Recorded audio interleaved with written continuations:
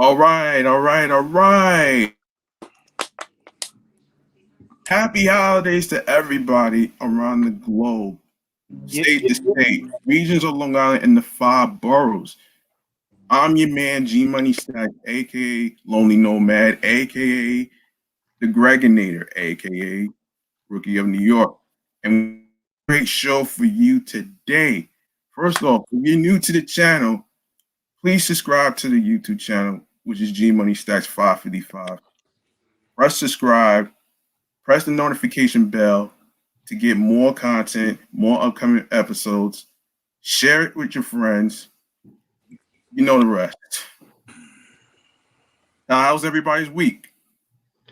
my shit was straight. You feel me? Shit was straight. It was cool. It was chill. My joint was straight. You know, not much happened. I watched that fight last night with Anthony Joshua and Kubrat Pulev. It was a hell of a fight, man. My boy AJ, you know, he back at A+ ability, man. He out there looking good, you know. Let's see. How did it go? Nah, Well, yeah. good. He got Was a it a good knockout in the fight? ninth round. Yeah, he knocked him out in the ninth round, man. Straight from the Oh UK. shit. I like AJ, man. Yeah, bruv. Come on, bruv. You know. Okay. Oh man. That's dope. I love watching a good fight. Good fights coming up soon, man. You know, good fights coming up soon. I'll let everybody know. Cool. Yeah, because Except that's for the the only thing fact I've been watching. except for the fact that Soul can't get past the hugging shit. He can't get past that shit though, man. Like two guys hugging it. Like how you hugging somebody with boxing gloves on? Like Well, all right. So Be Live. You watch fighting boxing on the regular, right? Yes, sir. And do you also watch UFC? I watch UFC sometimes. You know, I'm more of a boxing fan, but sometimes I watch UFC. I've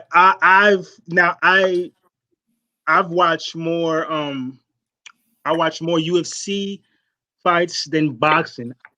And I noticed that when I'm flipping through channels, it was about 2 months ago. It was I can't even remember the names, but it was two dudes fighting boxing out. And it was some fight on HBO, and I'm realizing like, this shit is not that hype to me. You know, no disrespect to anybody who's a boxing fan. It's just the fact that they got to keep hugging it out, and then the ref is coming in and breaking up. Yeah. I'm like, once that's the first hug, that's it. Don't touch me, bitch. That's it. Like, I hear you, man. What is that? That's for me. I can't get into that shit. You know what I mean? I'd rather watch esports than watch that shit. And like again, no disrespect to anybody. It's enticing, but when niggas start hugging this. Yeah. Nah, I hear you. Some fighters, you know, like Mayweather, he was known for clinching. You know what I mean? So Mayweather, he'll hold you so that you won't throw punches. Oh yeah. But you know, that nigga is quick. So that nigga, you know. Yeah, that's a fact. Yeah, too much clinching definitely mess up a fight. Too much holding definitely mess up a fight. I be in there like, yo, why you holding so much, man? Fight. Man. I agree with you, man. Every time I agree. Every time I watch a fight, and this may be to my dudes out there who's ever watching this, if y'all grew up playing that legendary video game, Def Jam Fight for New York, whenever I watch a fight, it could be a UFC fight, a boxing fight, it could be niggas in a hockey match fighting, it could be in a film fighting, it could be a street fight. In my head, I'm thinking, all right, here's what I would have done, and it takes me back to that. I hear you. I definitely hear you, man. That was a classic game right there. Hell yeah, they need to bring that shit back. That and Tyson's Punch Out. You know what I mean? Remember Mike Tyson's Punch Out? Legendary. That shit was, oh man, I played that. You notice Glass Joe had one win. Word. The first dude, he had one win. I wonder who it was he beat, man. Shit. God damn. You know? Yeah, speaking of which, how y'all feel about Jake Paul fighting Mayweather? Oh man. I need to correct you on something on Jake Paul, so okay, yeah, go ahead. Do a little research on Jake Paul, man. His first fight was in January. Of when? Of this year. Okay. 2020? Huh? 2020, right? Yeah. All right. And he won that fight, right? Yeah. He's like he had 2 wins right now. He didn't have no losses whatsoever. But my thing is, does he have experience prior to that? He's a YouTuber, a content creator, whatever they call it. Yeah, maybe he has an OG who taught him how to fight. And my question is not even for Jake Paul, it's for Mayweather. Does Mayweather need the money? The fuck is he doing this for? And I feel like some the consumers who are fans of boxing or you know are seeing this as a joke. Like the fuck am I going to Mayweather fight? Yeah, like slapping our face. Also, it may be some dudes in the hood who's gonna, just know how to bet and you're gonna bet on the right person in that fight. You feel me? Yeah, you gotta tell me twice. This is how much of a slap in the face it is to boxing fans. A real boxing match could barely do 1 million pay-per-view buys. So you'll have only the top fights. So like you had Tyson Fury versus Deontay Wilder last year, who did 1 million pay-per-view buys. But Terrence Crawford, he's only doing like 150,000 pay-per-view buys. Then you have someone like Errol Spence, who fought the week prior to last week, and he did less than 300,000 pay-per-view buys. And that's bad, right? A joke like Jake Paul against Floyd Mayweather. How much he doing? Most likely gonna do over 1 million pay-per-view buys, man. You think so? Yeah, I think probably. Yeah. Yeah, so it's kind of like a slap in the face, Well, to be fair, I think majority of people viewing it is viewing it just to see homeboy get knocked the fuck out. Maybe in the first round. Maybe in the first round. Floyd gonna make it look good. He ain't gonna knock him out in the first. Yeah, of course. Same thing he did with Conor McGregor. He kind of stretched him out a little bit. Same with Tyson. Tyson did the was it Roy Jones? Yeah. And you saw his speech afterwards, right? He's like, you took it like a champ. I'm proud of you. Oh, shit. Tyson talking that shit. Tyson knew he could have knocked him out way early on. Exactly. You heard Roy Jones? Oh, it gotta hurt, man. The body shots hurt. Like, oh shit. You saw the way he's holding himself. You like that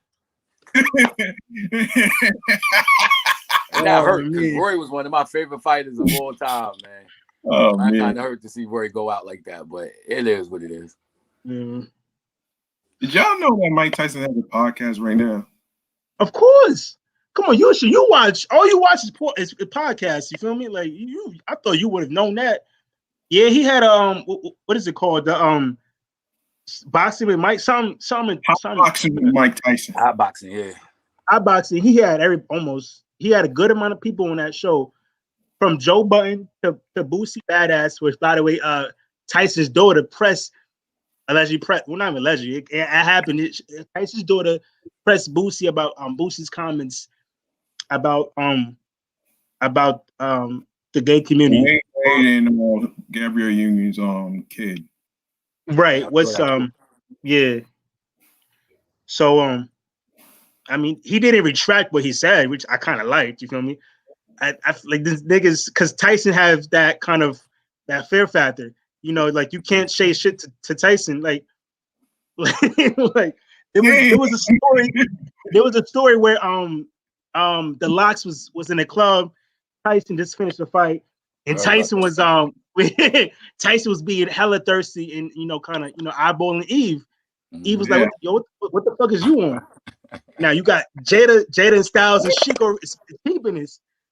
So now they're trying to contemplate, who's gonna step in first.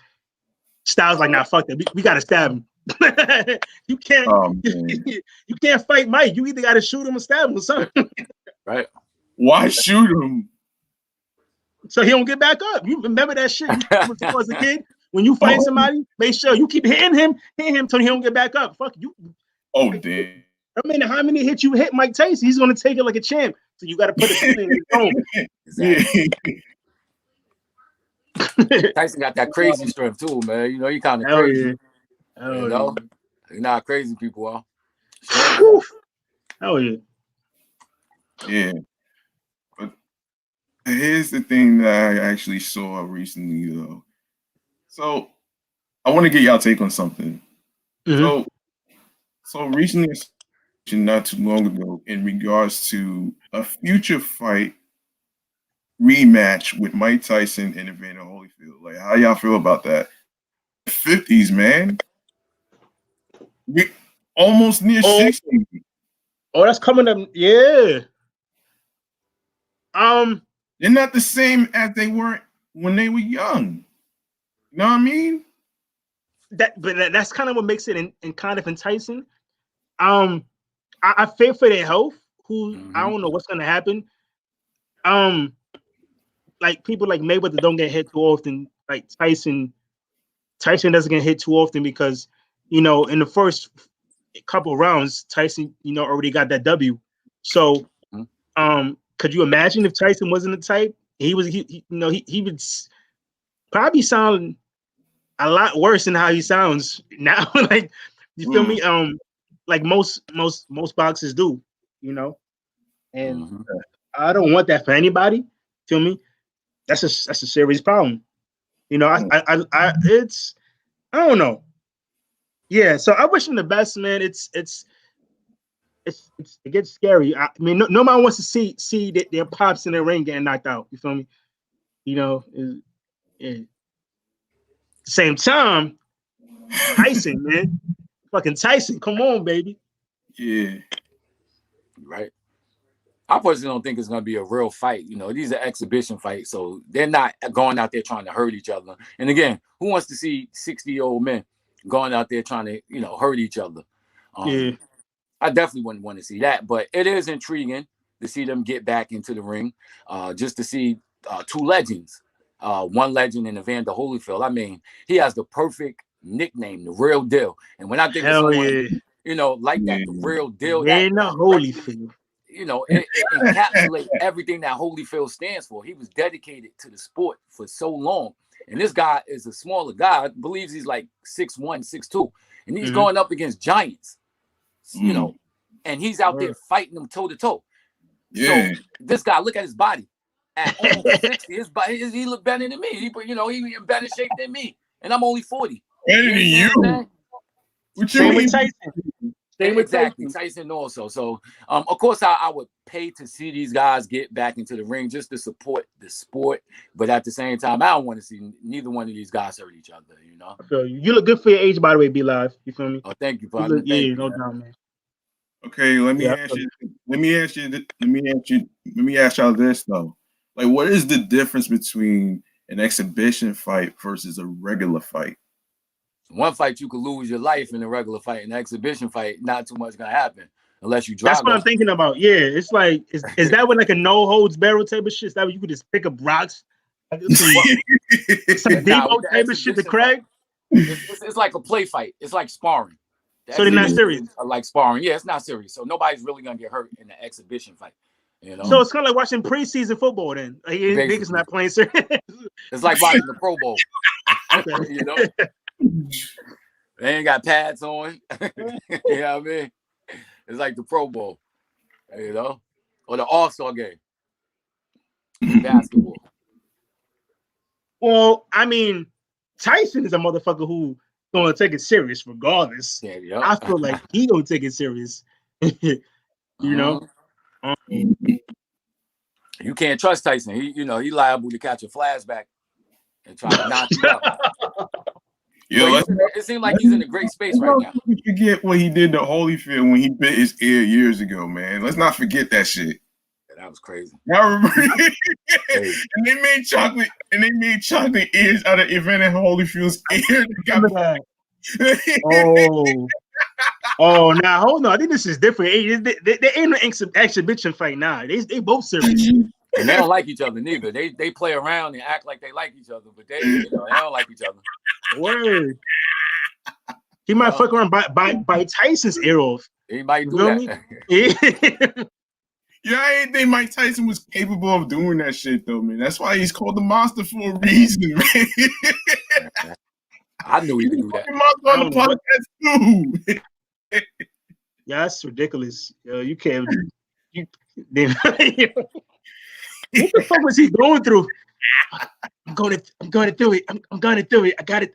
Fuck it. Shit. I got from Mike Tyson that's going through some shit though, man. Midlife crisis. Yeah, y'all heard Bobby Brown? He said he's taking responsibility for Tyson getting knocked out by what's my man name who knocked him out? Buster Douglas. He said the night before he had him out there doing drugs. They was partying all night, and Tyson wasn't prepared for the fight. So Bobby Brown saying he takes responsibility for Tyson getting knocked out. I can believe that. That's unbelievable. Tyson, you know, just listen to his stories. He's have had those influence in his life in the past. So, you know, it's not hard to believe. You know, you fuck around one night and just, you know, snort a whole line of coke all night, you know, and that's we wake up, you're over there. Fuck you at. Yo, nice, you gotta go fight. All right. That's how it be. Wake up to you next to two bad bitches. Yo. Imagine, man. So let me ask you, so live, man. You know, I ain't even gonna say we could talk off screen about that, you know, because let's say you know you make it big and you know, acting and rapping, you know, the women coming now. Right. You know what I mean? It's gonna take a real strong man to, you know, to be like, nah, I'm good, you know. No, I actually had this conversation with my girl, and honestly, my boy in Harlem who put me on game, and this is the most he was never consistent. Like this dude was never consistent at all. Even when making plans, I hit him up, yo, I got the beat, yo, we go in the studio, cool, pull up in his crib. I'm outside knocking on his door. I'm like, yo, what's going on, son? I'm like, yo, so this is the type of nigga who left me outside for like more than a couple hours when we had shit planned. Hours, damn. Yeah. I know I say that to say this is you doing.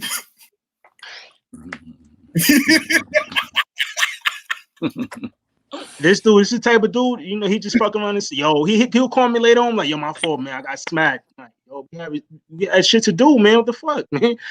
I ain't taking train all the way out there just to stand outside, like that. But whatever. So my boy told me pretty much, right? I met his girl, right? So going on like 3 years or whatever. Kicking it. Seen him recently. Fast forward, seen him recently, and you know he had a red bone. So I'm like, yo, what happened with old girl, some shit. And now I told her, yo, you trying to get serious with this shorty or some shit? Red bone. He told me, nah, not really, because he told me with these new, he already has a foundation with his homegirl. You feel me?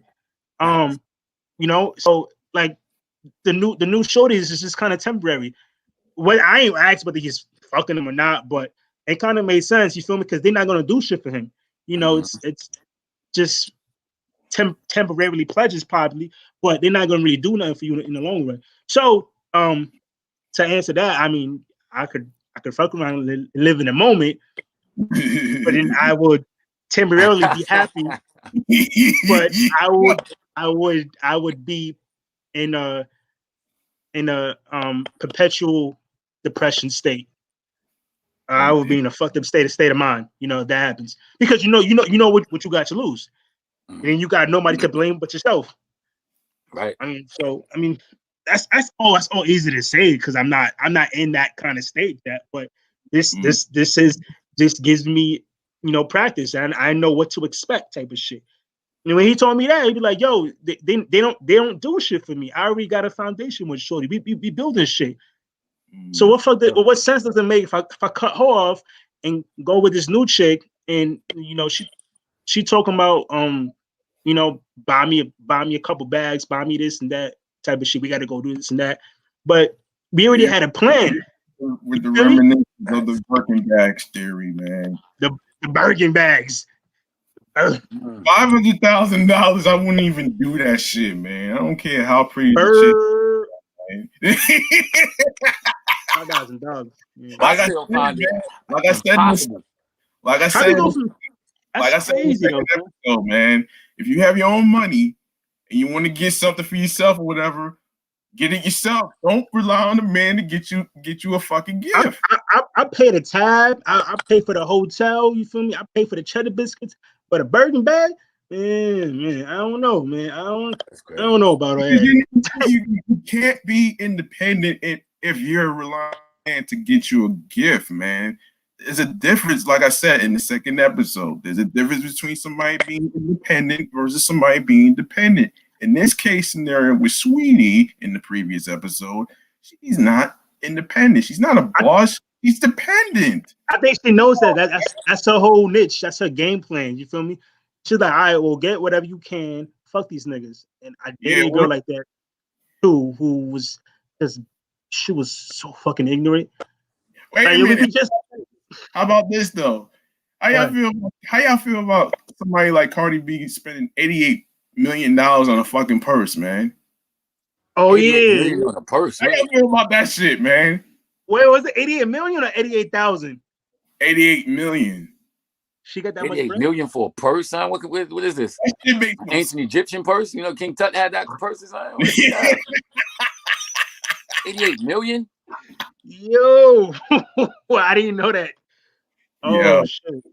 That's crazy though, man. If y'all had that type of money, man, what would y'all do with it though, man? Without being careless about it though. I do what Meek Mill didn't do and give them niggas more than $20. Right. I was just about to get to that though, man. So Meek Mill in Georgia, basically these little kids sell a dollar bottle of water for $20. Now, some people were saying that he didn't do too much, and I say he did a lot. So that's a lot. It's $20 for it. Yeah. And he told the kids to split the $20, man. Like, how you gonna split the shit? It's just 10. It's like to split it.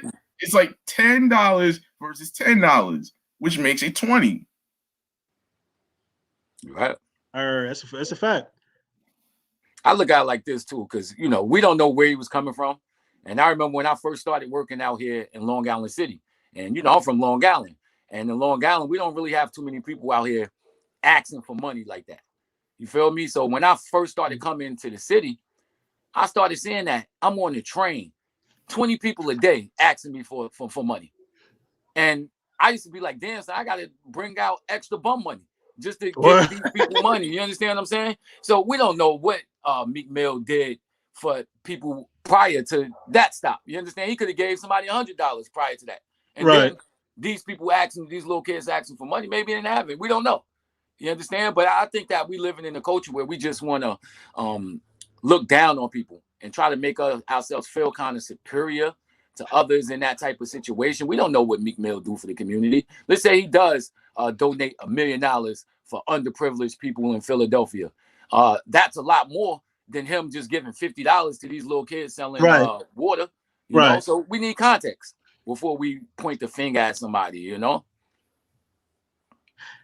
Let Lisa another question. Do y'all believe in tipping? Yeah, I do. Depending on what it is. I believe in tipping, right? But at no point.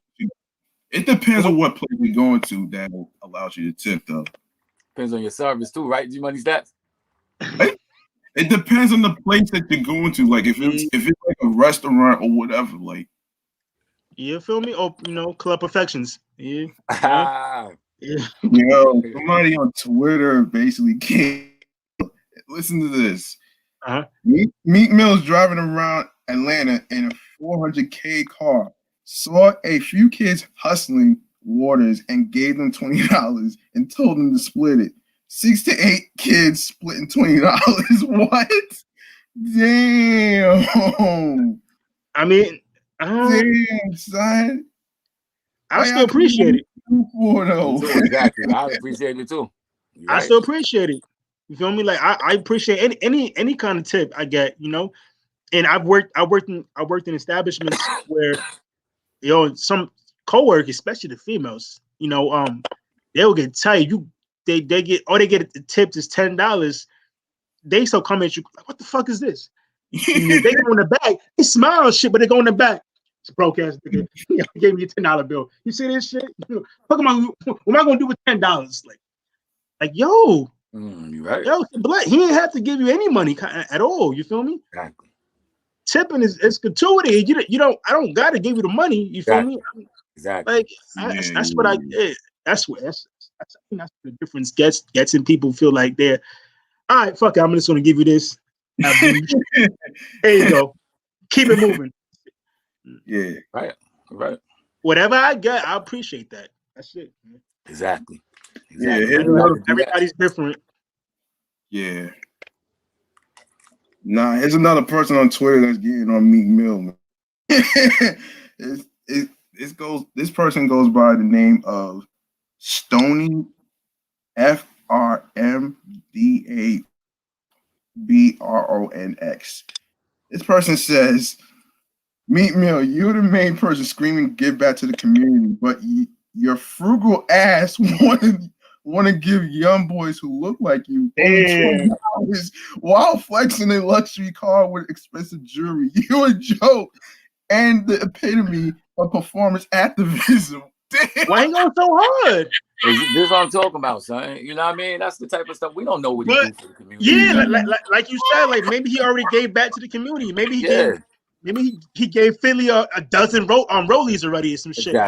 Exactly. You don't know. You don't know. Exactly. Yo. Oh man, this is crazy, man.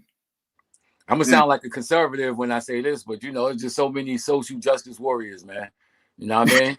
A lot of social SJWs, that's what they call them. You know? Be out in the BX too. Exactly. Yeah, all right.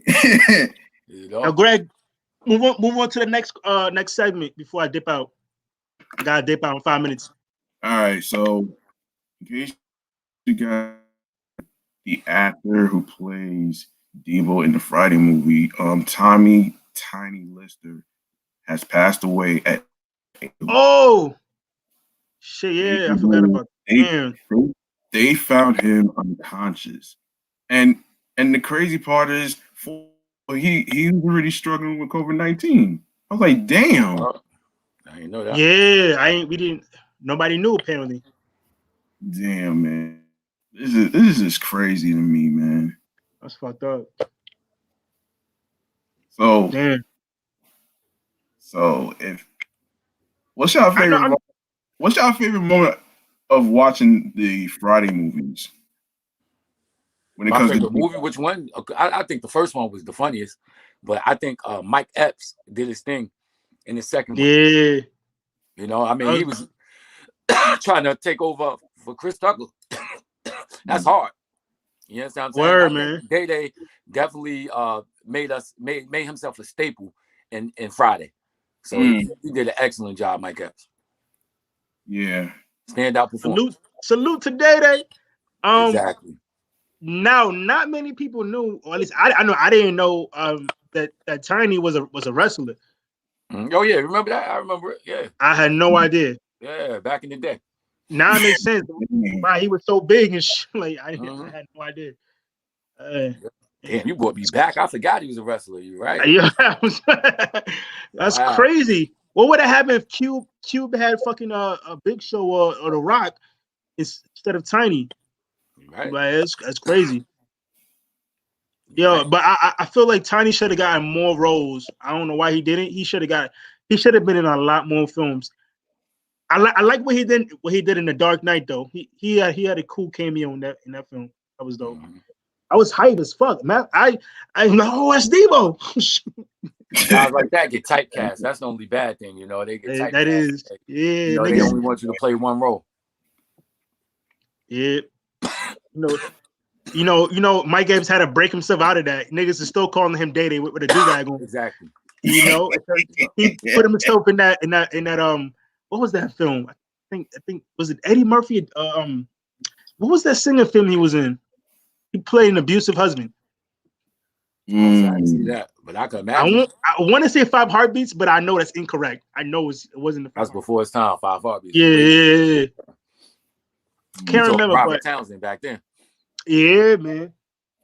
Salute to Robert Townsend. Damn, yeah. Rest in peace, Tiny, man.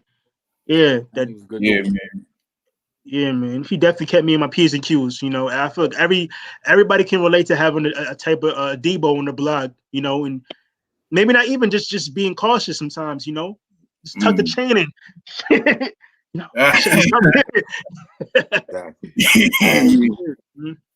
People used to call it, you soft if you tuck your chain in, but ain't nothing wrong with tucking your chain in. Imagine pulling up in a project where you not from, and I ain't you got soft, chains nigga. on. I'm putting my joint Smart. right up in there. Forget Exactly, all that. man. I imagine you nice, you know, you got a little shorty, you know, you got an appointment, so you going to the pink houses, you know. All right.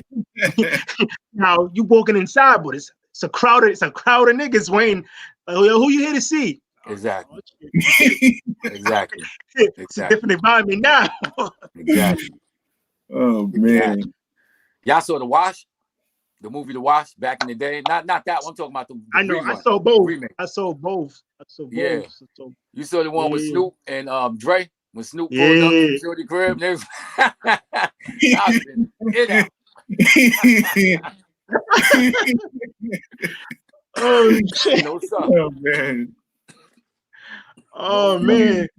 Yo, that shit's hilarious. It's funny when you experience that shit. That happened to me, and I was in Brownsville, and this girl invited me to a birthday. It was a girl I worked with when I was working at Kohl's. Fucking hated that job. So it was a birthday party. She sent me an invite, and I'm looking at the address. You know how you get there? You're like, is this the place? It's like about I saw like a dozen Puerto Ricans and like 3 black dudes. And I'm like, yo, is Tasha here? They was like,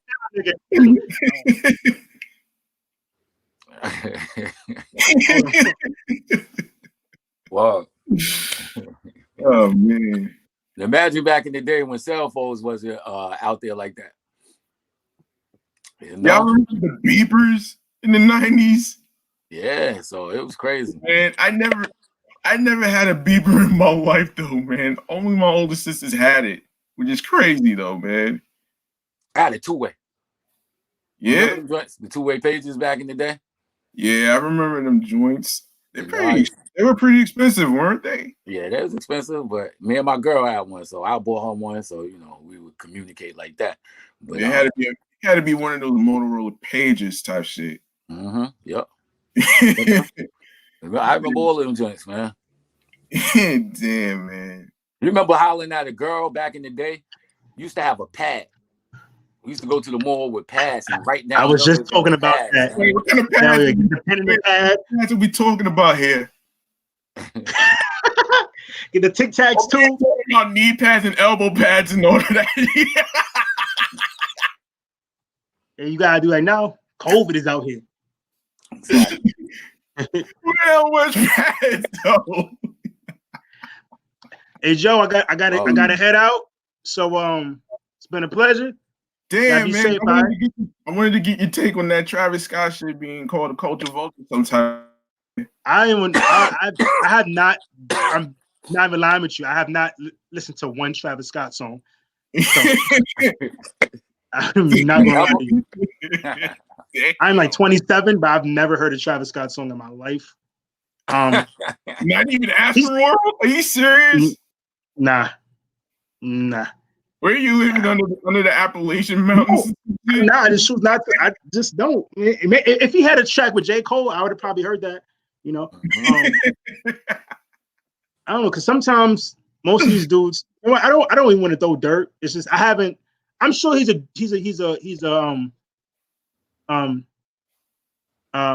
sure he's entertaining to listen to. But yeah, I haven't seen a reason to listen to. Right, it's just not my type of music. Now I can't say that. I haven't heard his music. I just know what I like. Put it like that. But yo, I gotta dip out. Catch you next time, all right? All right, stay up, brother. See you next week, man. You too, man. Peace. Peace, God. There, thank you, man. Thank you. Y'all be safe, man. All right, partner. All right. This is me and you right now. Guess so. Nah, man. Like, when you hear the phrase "culture vulture," like, how do you react to something like that? Like, Like, how did you react when you first heard it? The first time I heard it was from my man Dame Dash, and I respect Dame and Dash a whole lot. And I mean, to a certain extent, it makes sense.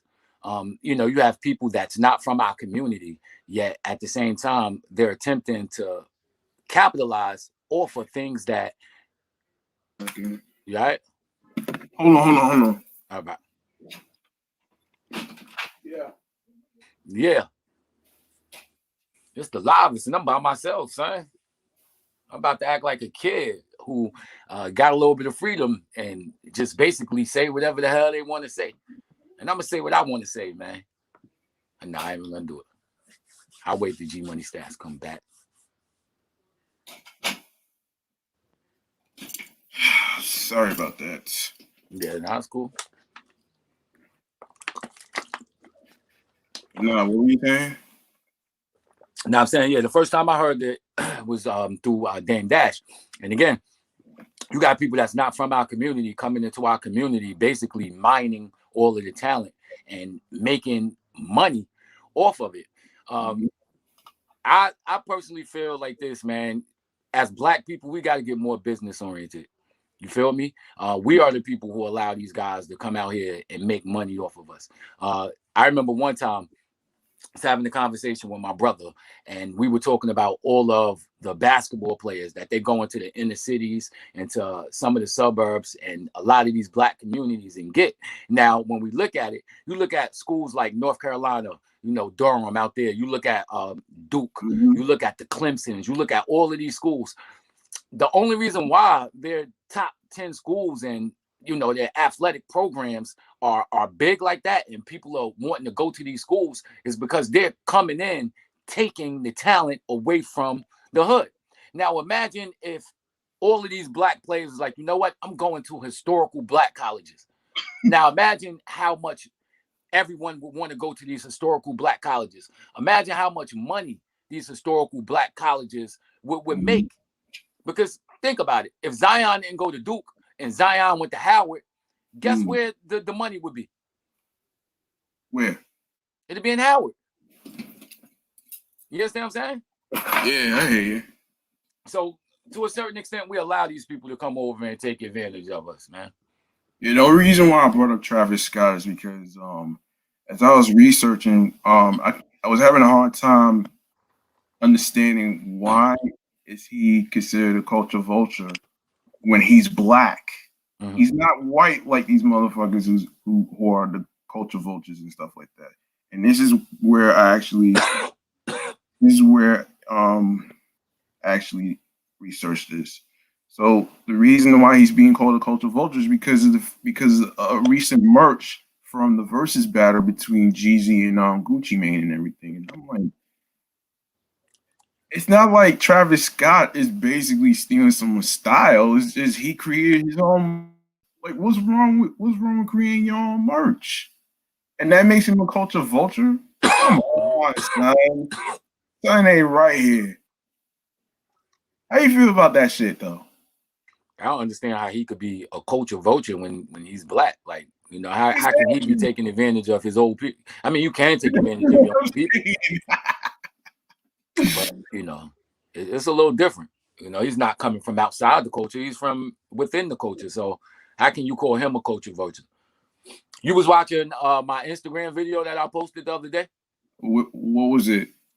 You know West Coast Cam? Nah, that name doesn't ring a bell. Yeah, Cam. His name is Cam. He's a rapper from the West Coast. He used to be down with Ice Cube back in the day. So he's like one of the original West Coast gangsters. You know, he's a West Coast lyricist, and people have known him for that for a long time. And he came out with a song called Culture Vulture, where he's talking about DJ Vlad. And I'm sure you heard of the controversy that Vlad had where he misquoted the Minister Farrakhan. Did you hear about that? Nah, I don't follow DJ Vlad like that though. Yeah, well, he tried to misquote Farrakhan where he's trying to make it seem as if Farrakhan was racist against Jewish people, and he misquoted him.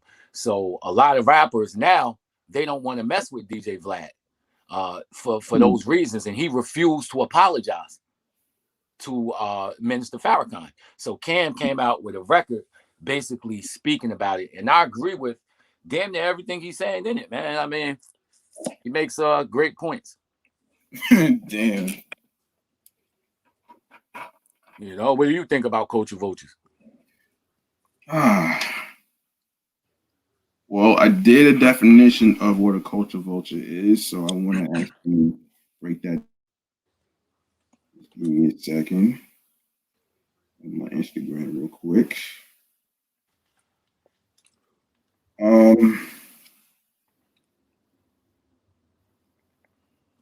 with me, just bear with me.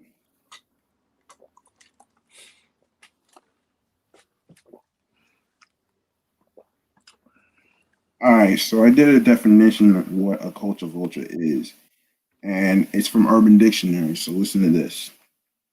A culture vulture is someone who steals traits, language, style, and fashion music from ethnic social groups to create their own identity. I mean, would you say that about Eminem too, being a culture vulture?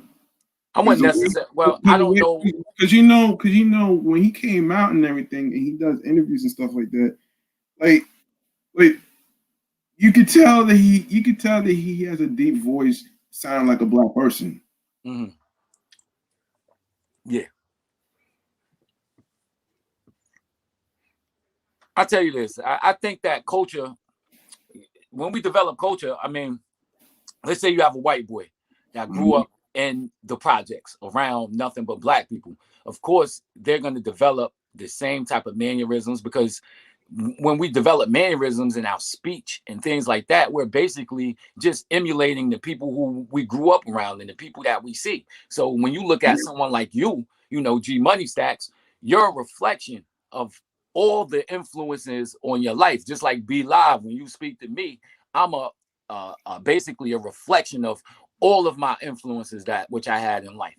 So someone like Eminem, I don't know his background. Some people say his background is made up, huh?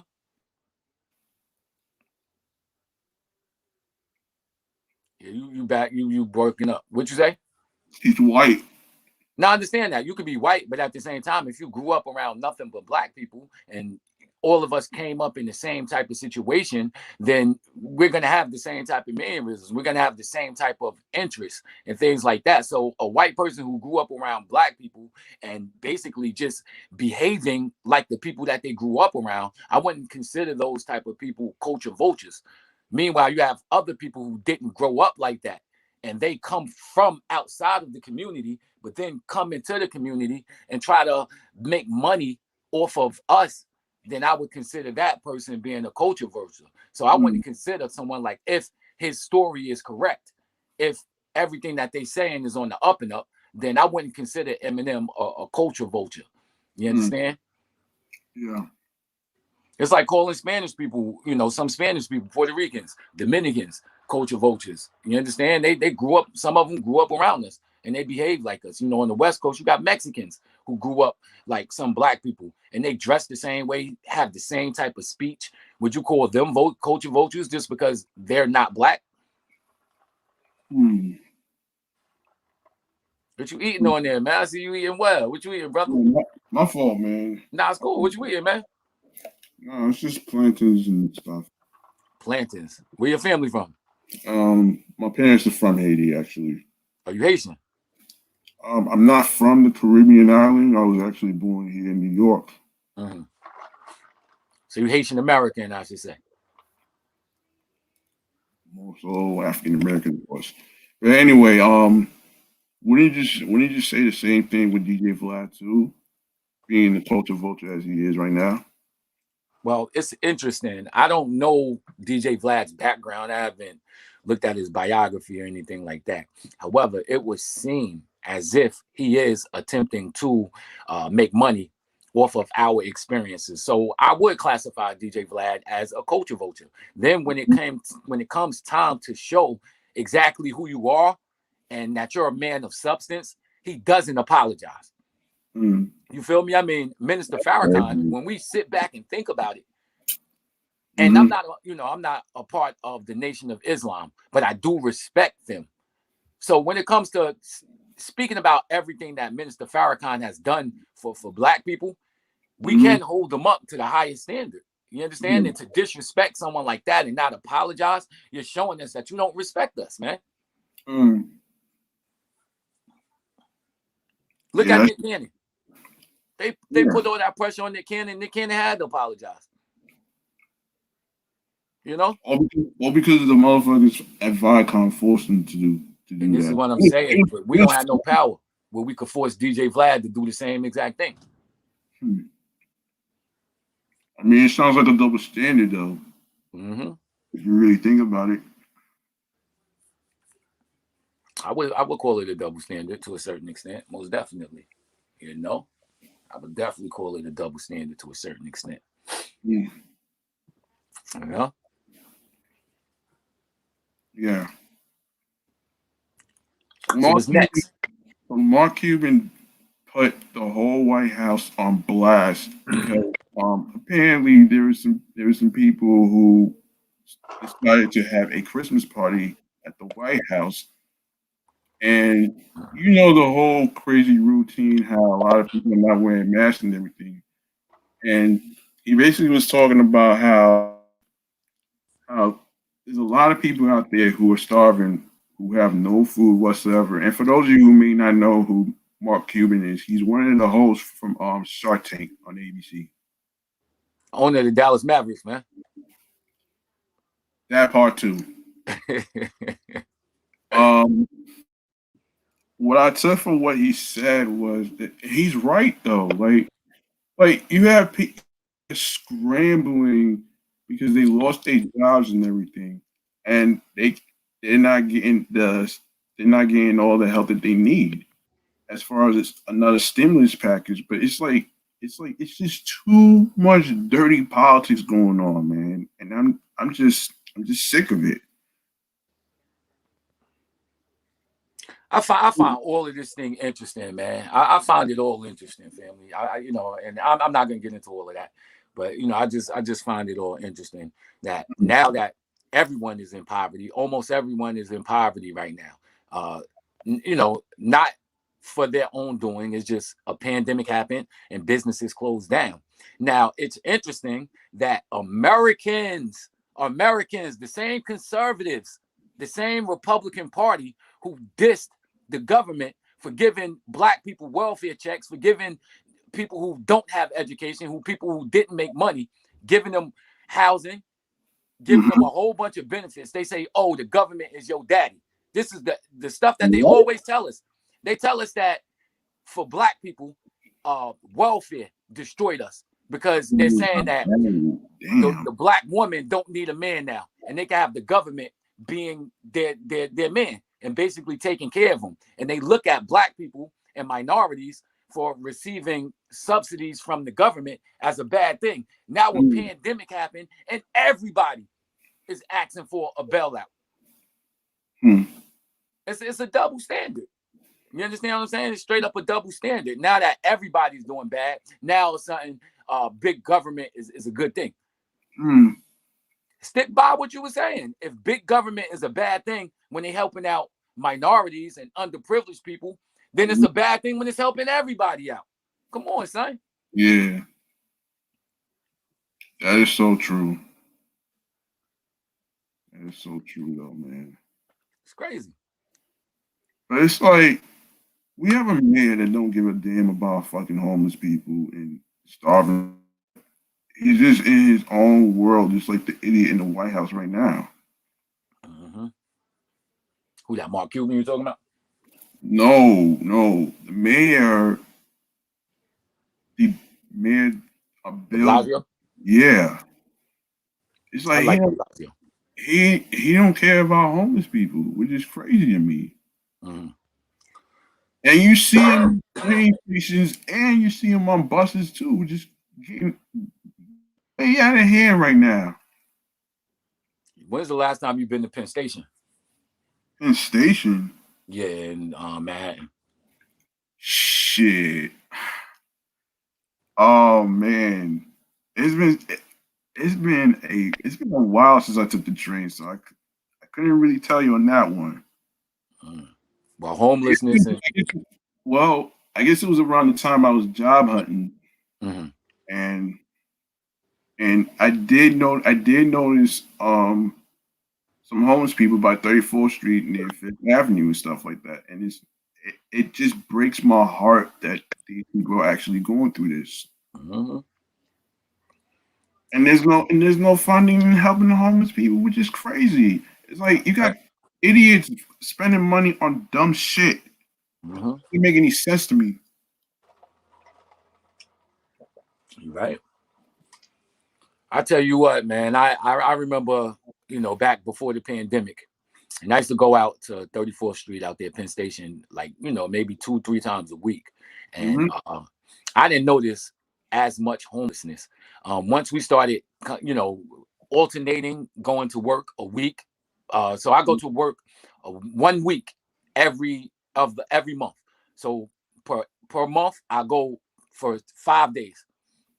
And going through 34th and Penn Station during the pandemic and around now, I've noticed homelessness at Penn Station is ridiculous, man. I mean, it's just increasing marginally, you know.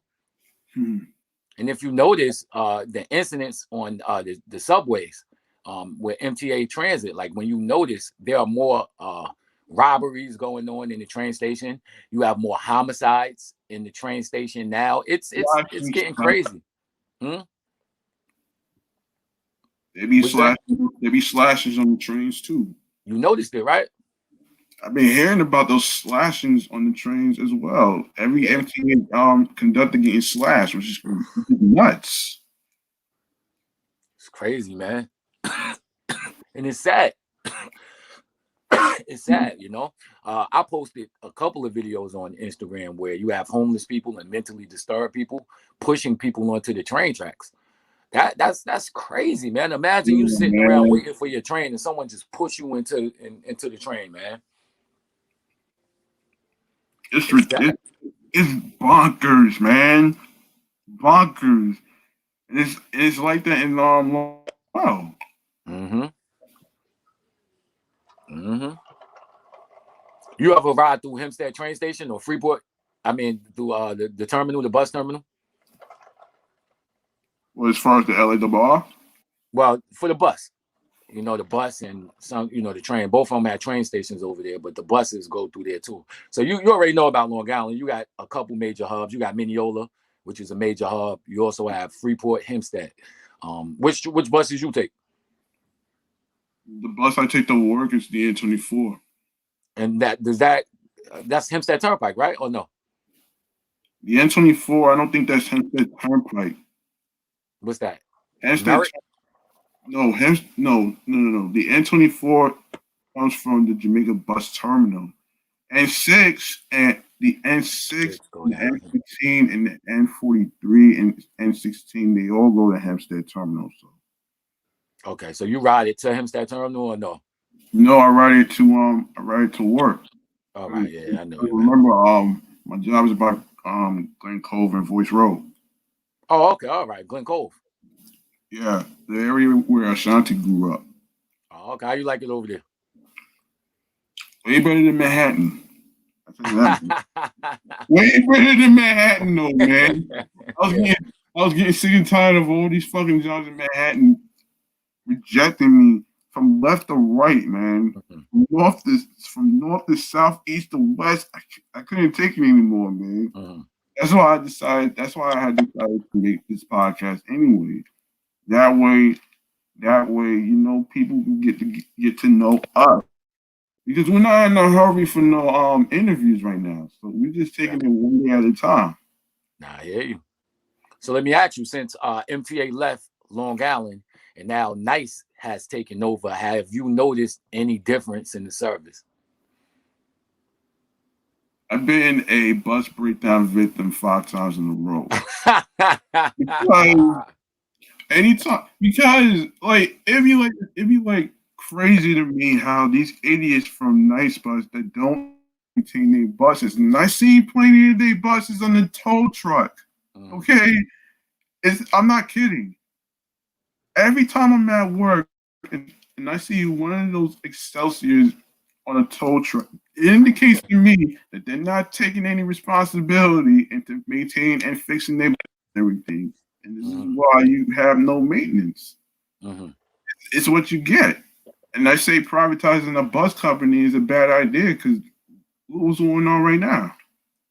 Hey, so you think that the service got worse since Nice took over? It definitely did. It definitely did. Hey, for sure. You already know what was going on. There was so much of a deficit with the MTA out there in Nassau County that they basically wanted to save money, you know.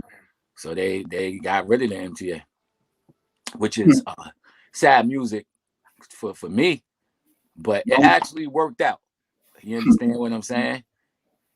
Because I'll get a little personal here. I'm a MTA baby. You understand what I'm saying? What I mean by that is that my mother worked for MTA. So she started out since she was in her 20s. You know, she retired from MTA. And yeah, she was a superintendent. You feel me? So I started working for MTA back in 99 as an intern. You feel me? 19 years old, still in college as an intern. And I still work for MTA now. And, you know, so, I mean, I've been there for like almost 20 years myself where I could almost retire. So what happened with that whole thing is when they privatized, all the MTA workers was still going to work for NICE. However, NICE wanted to get everybody from MTA, like managers, they wanted to get us up out of there. So MTA basically took us into Long Island City. So now I work in Long Island City, but you know, I'm still with the MTA. So when y'all talk crazy about the MTA, you already know how I feel about it, man. That's why in the text messages I'll be like, man, I can't say nothing bad about my company. You know what I mean? I mean, I know what you mean, but you know, sometimes with these committee meetings and stuff that I've been kind of watching from the speakers and stuff like that, which we'll discuss in episode 6. But you know, sometimes the MTA be making headed decisions. I mean, and are they perfect? No, they're not going to be. They're not going to be perfect like the people in the WMTA in Washington Metro Bus. They're not. They're nothing like them. They're way different from SEPTA and everybody else in different states. I mean, that's how I look at it, man. There's no such thing as a perfect transit agency because if that was the case, it wouldn't be no room for growth and it wouldn't be no room for evolution and redemption. Right. You're right. Think about this, man. You know what I mean? Think about this. New Yorkers, we're some of the most spoiled people in the world. We had a transportation system that ran 24/7, meaning I could get out the club at 3 o'clock in the morning and still get home. Right. You feel me? So we were transporting millions of people. I mean, New York City has the most extensive transportation system in the world, or one of them. We're top 5 in the world, not the United States. We're talking about the world. You understand what I'm saying? Now, if you're transporting close to 1 million people a day, 1% of that, you feel me? Let's say you got 10,000 complaints and you're transporting 1 million people a day. 10,000 complaints is nothing. You feel me? Let's say you took a test where 10,000 complaints is a lot, though. What happened? 10,000 complaints is a lot, though. But check this, G Money Stack. Peep this. Let's say you did a test, right? Let's say you did a test, right? And the test had 1 million questions on it, and you got 10,000 of those answers wrong. You get like a 99, son. I wish I had my calculator on me. That's a 99%. Are you telling me that that's not an A plus? I mean, of course you don't want to be one of the 10,000 that has a bad story, but you got to look at it as, you know, as a whole. You feel me? As a whole, you're doing great. That's true. You know? True, I agree with that. Let's say you're a basketball player, you shot 1 million free throws and you only missed 10,000. You would probably go down as the best free throw shooter ever. That's free throws. That's interesting you say that. You know, That's very interesting you say that, though. and I just think New York City is going down the drains, and I hate to say this, being a minority, man. We look at everything, yo. We look at the fact that in August this year, you know, they say that there were more vacancies, apartment vacancies in August than there ever was in New York City. Yeah. When you look at apartment hunting, these people are giving you 2 months free. So that means if you know, if I take a lease for 12 months, all I gotta pay is 10 months. And then the last 2 months are free. They're doing this because people are leaving the city. Yeah. People are leaving the city. It's getting expensive. That's why. That you got the police, you know, who just lost $1 billion in their budget. It's crazy. The crime in New York City is going. I mean, it's up like 200%. Yeah. You know, it's nuts, man. New York, yo. Man, I just hope we could get by this pandemic as a city, you know, because we grew up as New York being one of the best cities in the world. You know, I just hate to see us go down like this, man. I wonder what could happen. You think the federal, if Biden and them give us money or a bailout, you think that's going to help the city, or you think that it won't get us anywhere? I mean, this is more like a wait and see type of thing. You know what I'm saying? I can't really answer that because they're not even in office yet. So so I'm not sure how many days is left for Biden and Kamala Harris to be introduced. The way I see it though, even though if Biden and Kamala Harris get in and everything, even if they get in and stuff like that, we're heading either way, we're heading for an economic tsunami, which we will do in episode 6 about that. Because I've been hearing about these committee meetings that started from the beginning of December to like the the 21st. So I didn't want to get into deep with that until I actually, gather enough information in terms of what they're gonna do as far as like, the fares, the tolls, and all that other stuff. We will cover this on episode 6 though. Gotcha. I want to get to this last topic before we get up out of here though. I don't know if you heard about what happened with this youth football coach though, man. But I don't know if you saw the video, but so there's this guy, he goes by the name of Jarrell Williams. Basically, in the video, he basically hit a 9-year-old boy who was on a football team. Now, as I'm reading this article, according to TMZ Sports, the victim's mother basically said that they did not want to press charges.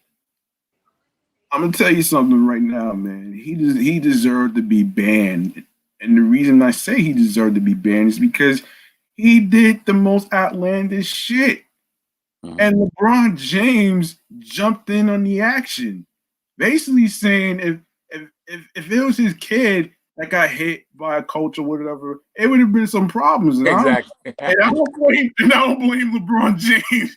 He want to do like a not even a smackdown, but he want to actually give him a sucker punch in the face. Right. He deserved to get his ass kicked, man. There's no turning back on what he did, though, man. I'm sorry, man, but if I'm a parent though, and don't charge the coach, and he gets away with everything, I would feel some sort of way, though, man. How would you feel about that? Well, I mean, let's break it down. Y'all already know me, man. I hate that I am this type of person, but unfortunately, I gotta break it down in different ways. You understand what I'm saying? We gotta break it down in different ways. So I have a friend who's from Antigua, right? Uh-huh. And she was telling me she's under 40, and she's telling me that in Antigua, teachers could hit the children if they acting up. You understand what I'm saying? I grew up in in the 80s where people on my block, if they saw me acting up, I could get hit. Damn. By another parent, another parent on the block. If they see me acting like a fool, they can hit me. My mother just be like, what was you doing? Why were you acting like that? Now, you had a strict mom, did you? Nah, she was cool. My mom was definitely cool. But the point of the matter is society has changed. So if we was to rewind this 60 years in the past, teachers can hit kids. Priests can hit kids. You understand what I'm saying? These were things that went on. In today's time, this isn't a good thing now. A preacher can't hit no kid, a teacher can't hit a kid, but that's society that switched up. So when we ask a certain question, blows. What happened? Society blows, man. Yeah, I always want to say that. So society basically determines what's acceptable and what isn't acceptable. Now, as a parent, I was a parent right now. It's like they normalize everything to make it seem like it's okay. That's pretty much what I'm taking from what you're saying. Exactly. Well, it depends. It depends on what it is. You feel me? So, I wouldn't accept a coach hitting my child, but if I did have that type of relationship with the coach, and I understood that this coach is not a bad guy, and we go back, and it's like an uncle hitting my kid. You feel me? If an uncle hit my kid, then I'm not gonna beef with my brother. I'm gonna be like, yo, Brett, what do you do? And I probably won't even question my brother. I asked the kid, exactly, what exactly did you do to make my brother hit you like that? Yeah. But if the coach was just hitting him because he made a bad play, then hell no. We can't do that. It's those fighting words. You ain't touching my kids. Well, let me ask you this though. If you are a parent and you wanted to basically express outrage and stuff like that, wouldn't you be able to press charges based on the video that you've seen? Listen, bro. Because remember, the shit went viral, sports and all over the websites, all over the net. I get it. I understand, but we from certain neighborhoods. If somebody hit my kid, I ain't worried about calling the cops or pressing no charges. I'm worried, you got to probably press charges against me or call the cops on me because it's gonna be a problem. Yeah. You know what I mean? Even with one of my nephews, like if one of my little cousins and a coach or any adult is abusing them, I'm not calling the cops. If I see it, it's a problem. Of course, if it happened after, we may, want to call the cops. But if I see it happening, it's we handling it right there. Ain't no cops need to be involved. No cops need to be involved. It's you don't have to worry about what happened. Oh, man. Damn. Is it like that? Nah, well, I'm sure you feel the same way, right? If you saw someone hitting your children and abusing your kids, what are you gonna do? Go call 911? Or you gonna stop that threat? Man, if you really think about it, though, man, if a coach hitting a child that's not his or whatever, I mean, that's a violent act of child abuse. You know what I'm saying? I mean, it's like, how can a parent let that shit slide, though, man? That's gonna make a lot of people feel a certain way, though, man. To me, it's like an evil villain doing harm to us, right? And the evil villain gets away with everything, and doesn't get pressed for this shit in the interrogation room and whatnot. Yo, I bet you would feel some sort of way, and you really want to get back at that person. Well, definitely, you're right. You know what I'm saying? Right. Think about it. Right. Man, listen, bro. I used to coach baseball. Really? 10 and 11-year-olds. And there was nothing that these kids ever did to make me want to hit them. Yeah. How did that go, man? That was great. It was a great experience, man. You know, getting to know these kids. You feel like you're doing something in the neighborhood. You meet great parents. Also, you feel like you know, you're taking a lot of these children off the streets. A lot of times the kids are not bad. You feel me? They're not bad. Yeah, It's just sometimes they have idle time and nothing to do. And in certain neighborhoods, when you got nothing to do, that's a recipe for disaster. You know. exactly. Yes, indeed, it is. But a lot of these kids never had anyone telling them that they're doing a great job. You feel me? A lot of them never get words of affirmation. And going into a kid's psyche, that means a lot to them. It means a lot, you know? Yeah. Definitely means a lot to them. So as a coach, when I was coaching the kids, I used to always try to tell them that they're doing a great job. You feel me? Even when they strike out, even when they do a bad pitch, I let them know that you're trying. And that's better than not trying. And you may not get the results, but if you give 100% of what you're doing, then you're doing a great job, even if you don't get those results. You feel me? I think sometimes this is what these children need in their life, you know? Yeah. I see what you mean. Though.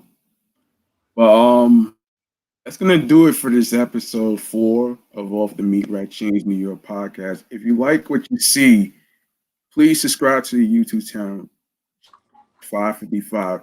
Subscribe, share it with your friends, and make sure you press the notification bell. Content videos and for upcoming videos and everything. And most important, word of mouth is key. Facts. You know what I mean? So if you want to know more about the show, all you have to do is follow the show on Facebook, which is Off the Meatrack Chainz NY podcast on Facebook and on Instagram. So what's your social media handle right here? Because I already put it in the description below. So listen, man, you can catch me at Instagram at In the Loop Films. In the Loop Films. Also, you can check me on Facebook at In the Loop Radio, man. Listen, if y'all not subscribing, man, you're missing every single thing. You got 3 guys over here with 3 different perspectives. You got G Money Stacks. He's gonna be technical with everything. You got the livest who can get technical, but at the same time, I'm live at times, man. Depending on when you catch me, I can be live. Then you got Soul Alive, you know, who's gonna be funny. He's gonna carry us with the humor. You feel me? So yeah, stop playing, man. Hit that subscribe button. Get the notifications. Do yourself a favor, man. You know, stop playing with yourselves. You feel me? Stop playing with yourselves. Yeah, and we want to let people know about you know, in the show, like what we like to make sure that tell you about anything that's going on, anything whatsoever. If you have like a story or whatever you want to talk about or whatever, I mean we'll figure something out right here. So inspire, inform, motivate, and the most important thing as a content creator is to have fun with your craft. And another important thing is to have a sense of humor, because at the end of the day, laughter is the best medicine for people who go through dark times, whether you're going through trauma, whether you're going through mental health and everything, which we will cover in future episodes and stuff like that. So guarantee, but we will do our best though. So that being said, is there anything else you want to say, Be Live, before we get up out of here? Man, listen, I laugh at myself, so I'm damn sure gonna laugh at you. Don't take it personal, man. Yeah. Yeah, man. So that's gonna be a wrap for this episode, man. And make sure you tune in every Sunday from 4 to 6. And make sure you click the link in the bio on the Facebook page and on the Instagram podcast page, which just says Linktree/G Money Stacks. It's gonna take you to the button of YouTube, take you straight to my YouTube channel. So you can't really miss it. It's gonna be a picture of me with a red tee with Homer Simpson drooling and stuff like that. From by the way, I just want to put that out there. So to the Black-owned trendsetters out there, which Black History Month, though. So that's gonna do it for us. He's B Live. I'm G Money Stacks. We out of here. Yeah.